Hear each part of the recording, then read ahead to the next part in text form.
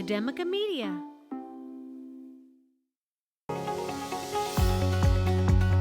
You are listening to Charter School Superstars, bringing you the voices of an education revolution. Welcome to the show, everybody. I'm Ryan Kairalla from Doral College.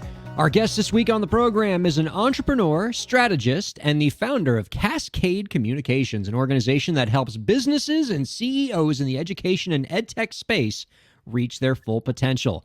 He is also the host of the entrepreneurship podcast, How I Broke That.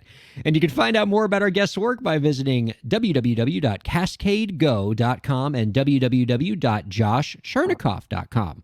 We are happy to welcome our guest, Josh Chernikoff, on a Charter School Superstars. Hello, Josh.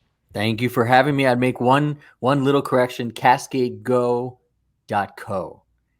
.co. That is an important correction. That's the journalist in me, the editor. I just had to call that out. But otherwise, thank you for having me. It's awesome. It's an important one. And frankly, I kind of want to get on the phone with whoever took cascadego.com from you. That seems obscure enough that you wouldn't have to go to the .co, but great website either way.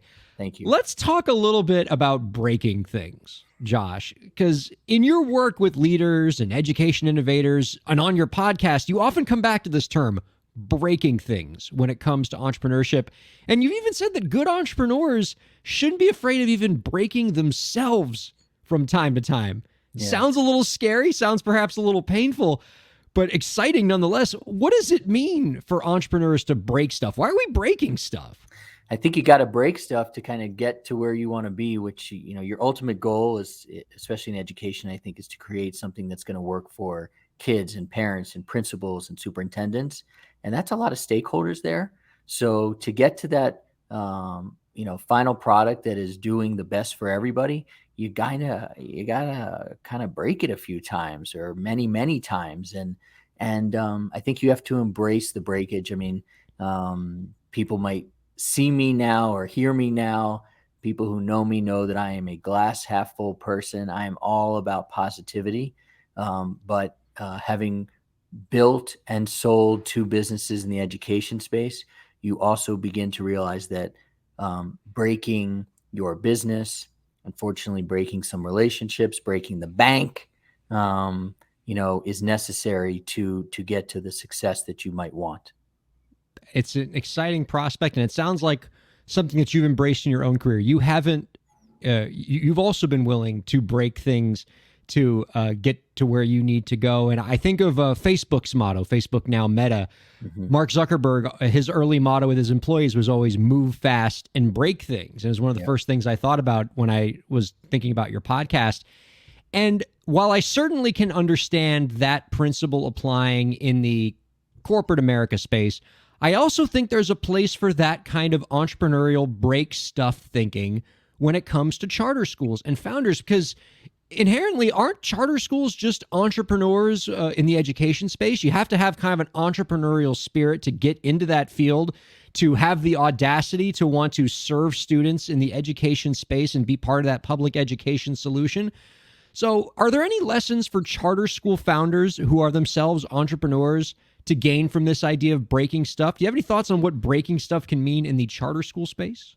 I think, what Mark Zuckerberg meant was fail fast. One that I always think of, and I don't know where this tunnel is, but it looks like it's in a tunnel, and it says, "Fear is a liar." And I always think about that when I begin to try new things and you potentially get scared or wonder what's going to happen. And just know that fear is definitely lying to you, and to go forward and to try it, but just to do it quickly.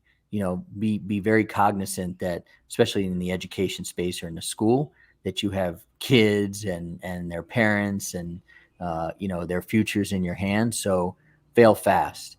And I just think that charter schools, and having learned this from the great Kevin Chavis, who's a DC guy, who's in the charter school business, and I've listened to him a lot and read a lot of what he said, is that it is the ultimate kind of sandbox, to try things inside schools. And he's obviously a big proponent of that. I'm a big fan of his. So I certainly believe that should happen inside charter schools. You had me at Kevin Shavis. One of my favorite people in education, has been a guest on this program, a great friend to the Academica company and all the charter schools that we serve. Love that guy. And it doesn't surprise me in the slightest that that's the insight that he's going to bring to the table when he's making plays in the education space. And I think key in this idea of breaking stuff is just sort of this broader business idea of disruption, right? We hear about disruption in the overall sense of business. And education has always struck me as a field that is inherently and perpetually in need of disruption. We often hear about how we're teaching students now kind of the same way we did 150 or 200 years ago, where it's just like a bunch of students sitting in desks, listening to somebody talk on the stage. And we're not seeing the innovation that we probably should, and the innovation that we're seeing in other industries that you probably work with in your practice. Right. So given your background in education and just given your background in business consulting generally, what are some areas where you'd like to see disruption happen in education? I'm seeing the disruption along with my team in multiple levels of education, and we get to work with great CEOs and great teams and great founders who are trying to do it anywhere from, got a great client that we worked with that does financial literacy. It's called First Root. They literally give money to kids to spend. Let's not just play with money. They raise money and give money to kids. Okay. We've got a client that we work with right now that is doing STEM, and really focusing on young women and medicine. And that's cutting edge. That's in person. That's a little bit different than First Root, which is more of an online play. But that's the spectrum there. Anywhere from young women in medicine to financial literacy and in person and online. And so what we do when we work with our companies is, first we make sure that they know exactly what they're doing. We're not necessarily there to build businesses with them. I mean, I've done it twice and I'm kind of doing it a third time, but I'm not interested in building their business. We want to know that they know what they're doing. So, are they cash flowing? Okay. Are they a real disruptor in the sense of, do they know what they want to do next in the space? And, we also look at this as, are they going to follow up on the leads that we bring to them? Because that's what we do. We help connect them with like-minded, charter school principals, like-minded superintendents who are going to hear something and say, you want to give actual money? Okay. That sounds crazy, but tell me more. So there's a lot of like-minded, we call them breakers out there, whether they are entrepreneurs in the education space or entrepreneurs inside of a school as a principal, and we try and bring them together so that they can benefit the kids. To me, that's one of the coolest things about the charter sector, is how flexible it can be in terms of welcoming these kind of disruptors onto their campus with open arms. Like we work with a lot of charter schools here that are doing projects like that, where a charter school that wants to do an esports league can bring in some great esports people, can bring in gaming companies and equipment companies and just welcome them in without a lot of red tape.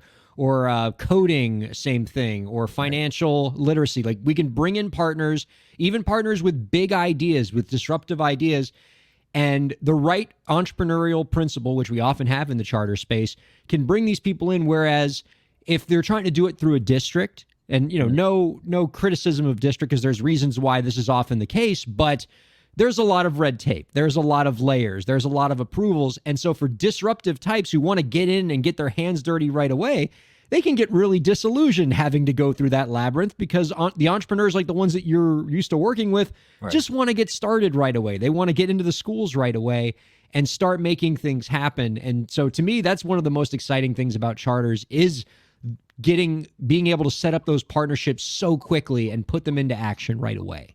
I mean, I know that you're going to ask me this question at the end, so I'm not going to answer it now, but that is the answer to the question that you're going to ask, is why can't more schools, school systems, districts be more like charters and say, you know what, we don't have to go through 1900 layers here. let's just give this a try. We've got a classroom. We've got a lot of classrooms. Let's use them all as little places where we can try these things, because we've got 4 other classrooms that could use the success, that it's happening with this literacy, component, or this social emotional tool that we're using. So let's try them out. And so that's the answer to your question, but I'll wait for it. Well, first of all, thrilled that you did the homework and kind of know like how we structure our questions around here and what the final question is. That's fantastic. Mwah, chef's kiss. Love it. But also, I love what you're bringing up there about what I think is just the main role that charters can play in disruption. Because, people often ask me, like, what is it about charters that they can bring in new innovations? Like, why can't a traditional public school bring in that same innovation? And to me, I think that's the difference, is that flexibility and that autonomy that charters have to bring in new innovations. And, people often say, well, you bring in these disruptors right away without the 15 layers of approval. What if it doesn't work? What if it fails? Then it fails. You've learned something. And There's it's not like, you're not going to ruin the kids. Like, like they're still going to have benefited from that experience. There's going to be a lot that they've gained out of it. And by figuring out what doesn't work, you can get closer to figuring out what does work. And so many of the best innovations that I've seen happen in the charter sector are born from bringing something in, it not working, but then we get to figure out what does work based on that learning experience. And that's where the innovation happens. Yeah. And, I have this conversation with lots of our CEOs, and they say they come in, and of course they've got the greatest, products in sliced bread. Great. But they want to go straight to LA Unified and let's go to New York City. And I'm like, well, let's try this thing out somewhere a little bit smaller, and let's find somebody who is like-minded. And again, you find these people, a lot of them, private schools as well. I've got I'll tell you what, the principal who gave me my first shot when I started my aftercare enrichment company, his name is Danny Vogelman, and I'll never forget it.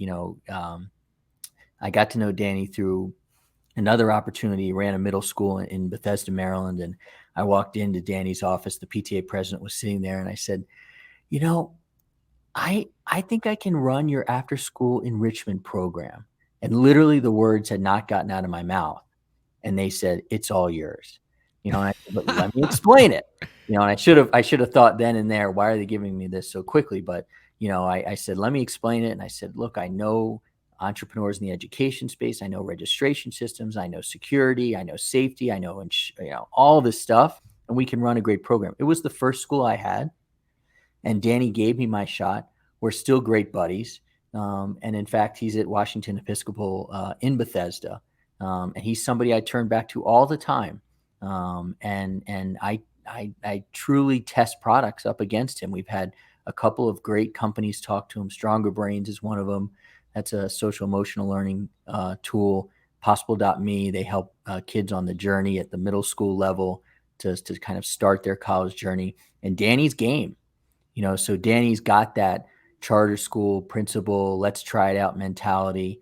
And you got to have more of those people in the education space. It's one of the things that I love about charter school principals is that almost universally they're cowboys like that. They, for like whenever good ideas come in, they're just like, let's figure out how we're going to make this happen. There's no maybe, there's no let's have 10 meetings, let's get 1,500 people to approve it. It's let's go, let's do this. And it's, and the charter school principals are very busy people. So it's not like they're going to do everything hands-on. What they're going to do is they're going to find a couple teachers on their campus and they're going to empower them to set this up. They're going to say, here's what we got. You're the right person to get this going. Get this going. If you need any support from me, if there's anything I need to do, if you're running into a barrier, come talk to me, but I'm not going to micromanage you. I'm not going to, make you get approvals every step of the way. And so it's empowering for the principal, but then the teacher gets empowered, the entrepreneur gets empowered, and with all that empowerment, great things happen. Let me stay with that topic for a minute because I'm curious. Let's say you're a teacher, okay? You wake up one morning and you're a teacher in a charter school or public school or something like that, but you still have all of the same entrepreneurial instinct and knowledge that you had the day before. how would you approach the craft of teaching? And in that sense, what advice would you give to teachers out there to be more entrepreneurial? What could it mean for a teacher to have some of the entrepreneurial skills and mindsets that you have? And what could they do with that? I think specifically at a charter school, you, as a teacher, have an opportunity to make an impact not only in the kids' lives, but maybe the direction of the school for years to come. And I can tell you firsthand that there are lots of fantastic companies out there in the education space that would love to work with you.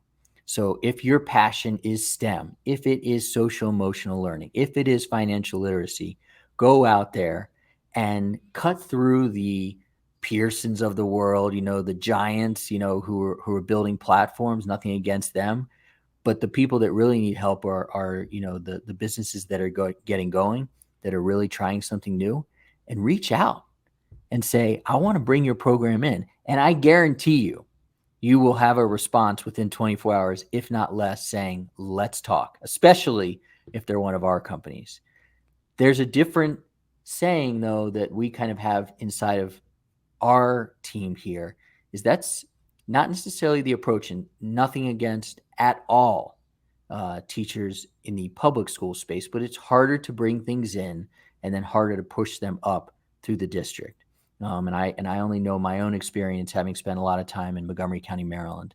There's 200 plus schools there. So to do something at the district level is very hard. But, as a private school teacher, as a charter school teacher, I would just say, go out there. You could probably talk to the CE. I guarantee you want to talk to Luke at First Root, boom. You want to talk to Ryle at possible.me, boom. Like, these people are happy to talk to you because they're just looking for places to try out their awesome program, but the more the merrier for them.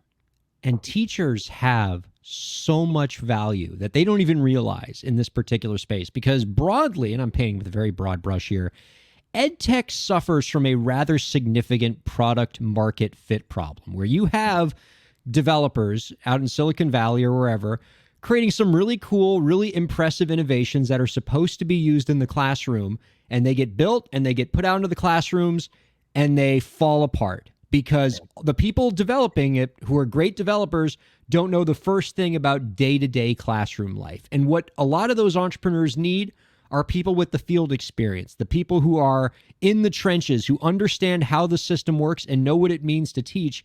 And the more that we can connect teachers like that, particularly ones that have an entrepreneurial mindset, with the folks creating these innovations, we can create some really cool things for classrooms and empower teachers along the way. And the other, disability, or whatever you want to call it, that the education space has, the sales cycle. You have to wait so long to get in, and then so you're just looking at school years to grow. So one more classroom, one more kid trying out your platform is worth it for a company that is trying to make it. So to that teacher, that we're referencing here, just go digging, and you will find people that would be happy to work with you and test out the platform at, if not no cost, very little cost.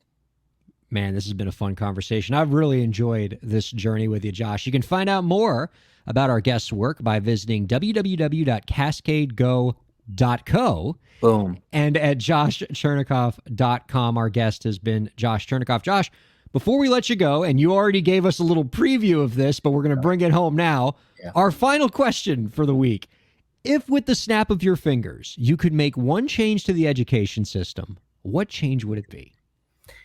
It wouldn't necessarily be a change to the education space, education system at the charter schools. It would more be in some of the larger school districts that serve so many kids. And I know they're doing their best, and red tape is a real thing. I'm from Washington, D.C. I know it's a real thing. Okay. But I would just hope that there would be more opportunities for teachers and principals and even superintendents to try some of these amazing products that we're seeing. I just saw a company called Mentor today, and they have a product that they layer on top of AI It's an AI product they layer on top of videos. And you can ask any question of Bumblebee, that's the AI, about the video. Bumblebee has to watch the video to learn, but then can answer questions. It's mind-boggling. That's incredible. Okay, so all I'm saying is that these products should be given a try. They don't have to be given the world, at the outset. You can fail fast, but you can also just get in there and try. So I would hope that the education space, especially now, would embrace more technology and more people who are trying to break it. Right on. For good. For good. Good breaking. Yeah, good breaking. Josh, this has been a real pleasure. Thank you so much for being on the show this week. Thank you. Yeah, and thank you all for checking out Charter School Superstars.